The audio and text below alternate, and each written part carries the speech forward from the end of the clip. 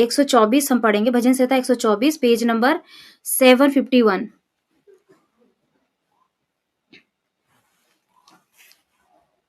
ठीक है, हम लोग अब मिलके पढ़ेंगे। इज़राइल ये कहे कि यदि हमारी ओर यहोवा न होता, यदि यहोवा उस समय हमारी ओर न होता, जब मनुष्यों ने हम पर चढ़ाई की तो वे हमको उसी समय जीवित निगल जाते। तब उनका क्रोध हम पर भड़का था, हम उसी समय जल में डूब जाते और धारा में बह जाते। उमड़ते जल में हम उसी समय ही बह जाते। धन्य है यहोवा जिसने हमको उनके दांतों तले जाने न दिया।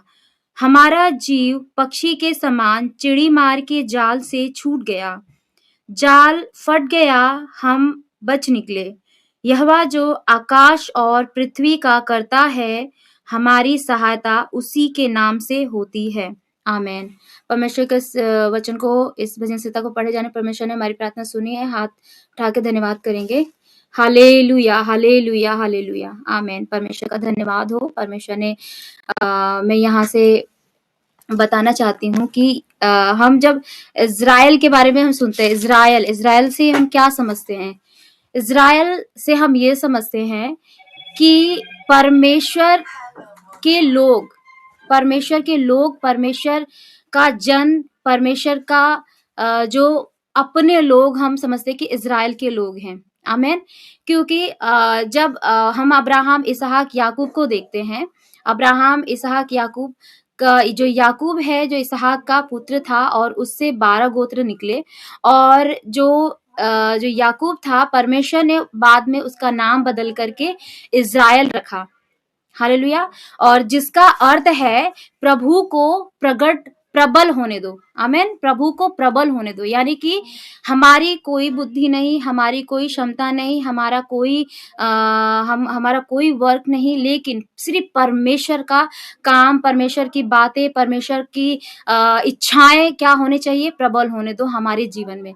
जब परमेश्वर की इच्छाएं हमारे जीवन में प्रबल होने लग जाएंगी, परमेश्वर की बातें हमारे जीवन में प्रबल होने लग जाएंगी, तो जो भी चीजें हैं वो ऑटोमेटिकली जो शैतान की ओर से आती हैं, जो संसार की ओर से आती हैं, वो ऑटोमेटिकली क्या हो जाएंगी? दूर होनी स्टार्ट हो जाएंगी। तो परमेश्वर का वो जन थे, हम प्रार्थना करते हैं ना, अब्राहम का प्रभु, इसहाक का प्रभु, याकूब का प्रभु, वे परमेश्वर के चुने हुए वंश थे, जो परमेश्वर ने उनको ठहराया था। विश्वास के द्वारा उन्होंने पूरे जगत में परमेश्वर ने उनको क्या दिया था? अधिकार दिया था।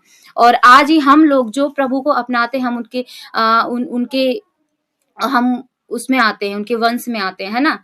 और यहाँ पे हम देखते हैं, इज़राइल ये कहे यदि हमारी ओर यहोवा न होता, यदि यहोवा उस समय हमारी ओर न होता जब मनुष्यों ने हम पर चढ़ाई की। आमीन। यहाँ पे हम देखते हैं कि हम जगह जगह क्या देख रहे हैं? देश पे देश चढ़ाई कर रहे हैं, लोग मर रहे हैं, बम से मर रहे हैं, भूकंप से मर रहे हैं। अभी पिछले दिनों में हमने देखा भूकंप आया था और उससे कितने लोग मर गए, है ना। तो इस तरीके से क्या हो रहा है? लोग मर रहे हैं, लोग जो अंधकार में है, कोई अंधकार में ही चला जा रहा है, कोई निराशा में चला जा रहा है, कोई हताश हो रहा है, कोई मतलब उनके पास कोई होप नहीं है, इस तरीके से। लेकिन यहाँ पे दाऊद बोलता है कि अगर परमेश्वर हमारी ओर नहीं होता तो हम क्या होते? हम जीवित निगल लिए जाते। संसार में हमें क्या हो जाता? जीवित निकल लिए जाते, और हमारा कोई अस्तित्व ही नहीं होता, हमारा कोई अस्तित्व नहीं होता। अभी हम देख रहे हैं कि बहुत सारे जो हो रहा है, ये निशान है, ये चिन्ह है प्रभु की ओर से कि प्रभु क्या है? आने वाला है। आमीन। प्रभु आने वाला है, प्रभु का निकट है। जैसे कि अगर आप प्रकाशित वाक्य में अगर पढ़ेंगे, सतावट होने से पहले जो 7 साल का जो सतावट होने वाला है, उससे पहले बहुत सारी ऐसे चिन्ह और ऐसे चीजें हमें देखने को मिलेंगे कि हम लोग डर जाएंगे, हम भयभीत हो जाएंगे। जैसे अभी इज़राइल में हो रहा है, फ़लस्तीन में हो रहा है, हमास ये सब के बीचों में क्या हो रहा है? युद्ध हो रहा है। हमने पिछले दिनों में हमने देखा था मणिपुर में देखा था, है ना? इस तरीके से अभी भूकंप आया। ये सारी चीज़ें निशानी है प्रभु का कि प्रभु आने वाला है, प्रभु का आगमन निकट है। क्योंकि जब रैप्चर हो जाएगा, जब प्रभु अपने लोगों को, कलीसिया को उठा लेंगे, उसके बाद जब 7 साल का विपत्ति आएगा, इससे ज़्यादा विपत्ति आने वाला है। और वो विपत्तियाँ 7 साल में 21 विपत्तियाँ हमारे बीच में इस पृथ्वी पर उंडेला जाएगा, जिसको हम बोलते हैं परमेश्वर का क्रोध। और जब परमेश्वर का क्रोध होगा, जैसे 7 मोहरें खोली जाएंगी उस समय, और 7 तुरहियां फूकी जाएंगी, 7 कटोरे उंडेले जाएंगे, जो उस टाइम कोई सह नहीं पाएगा। और जब जब तुरहियां फूकी जाएंगी, 1/3 एक देश का, पृथ्वी के एक छोर का क्या हो जाएगा? विनाश हो जाएगा। हालेलुया। और जब तुरहियां फूकी जाएंगी, मोहरें खुली जाएंगी, तो इस तरीके का और कटोरे उंडेला जाएगा, तो क्या होगा? लोग परमेश्वर को ऊपर बुड़बुड़ाएंगे, कुड़कुड़ाएंगे, कहेंगे कि परमेश्वर है ही नहीं। उस समय बाइबल ले लिया जाएगा हमसे, और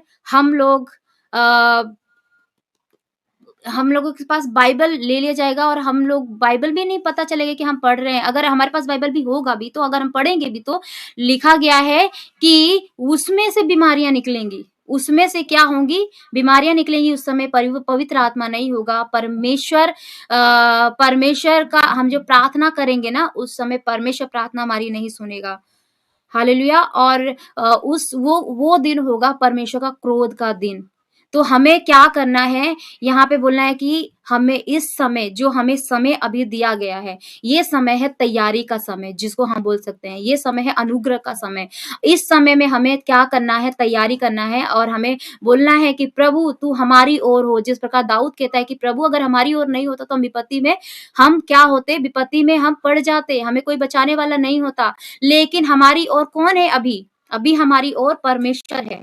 अभी हमारे ओर स्वर्ग और पृथ्वी को बनाने वाला वो राजा है। इसलिए हमें क्या करना है? दिन रात प्रार्थना करना है। हालेलुया। दिन रात प्रार्थना करना है। जागते रहो और प्रार्थना करते रहो कि तुम परीक्षा में न पड़ो। अभी हम लोग लास्ट टाइम हमने देखा था मणिपुर में लड़कियों को, जो मसीह लोग हैं, उनको पकड़ के ऐसे गोली मार दे रहे हैं, ऐसे पत्थर मार रहे हैं। जैसे जिंदा मछली होती है ना, ऐसे तड़पती रहती है, उस तरीके से भी उन लोग को तड़पने का भी मौका नहीं दे रहे हैं। तो अभी जब ऐसा हमें देखने को मिल रहा है, तो जब यीशु मसीह उठा लेंगे बादलों पे लोगों को, उसके बाद जो विपत्तियां आने वाली हैं, तब क्या होगा? हमें प्रार्थना करना है, हमें सचेत रहना है कि प्रभु तू हमें क्या कर कि उठा लेना जब तू आए। हालेलुया। जब तू आए बादलों पर, जब तेरा आगमन हो, तो हम क्या करें? हम बादलों पे जाएं।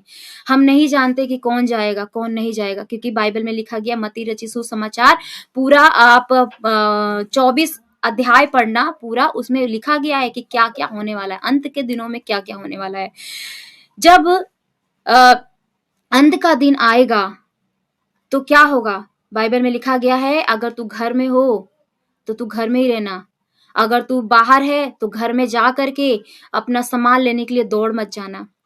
हालेलुया। एक सोया रहेगा, तो एक उठा लिया जाएगा। हम नहीं जानते कौन उठा लिया जाएगा। हालेलुया। इसलिए हमें दिन प्रतिदिन क्या करना है? तैयार रहना है।